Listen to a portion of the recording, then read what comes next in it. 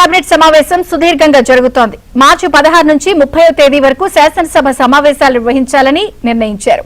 మార్చి 16న governor ప్రసంగం, 20న budget ను ప్రవేశపెట్టనున్నారు.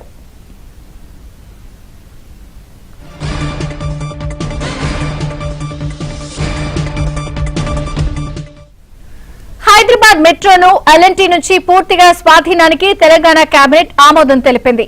తెలంగాణ వైద్య విధాన పరిషత్ పేరు డైరెక్టరేట్ ఆఫ్ సెకండరీ హెల్త్ గా మారుస్తూ నిర్ణయం తీసుకున్నారు.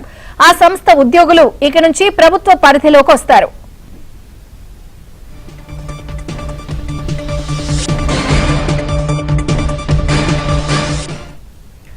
అలాగే ఖమ్మం అర్బన్ లో టీటీడీకి 20 ఎకరాలు కేటాయింపుకు మంత్రివర్గం ఆమోద ముద్ర వేసింది.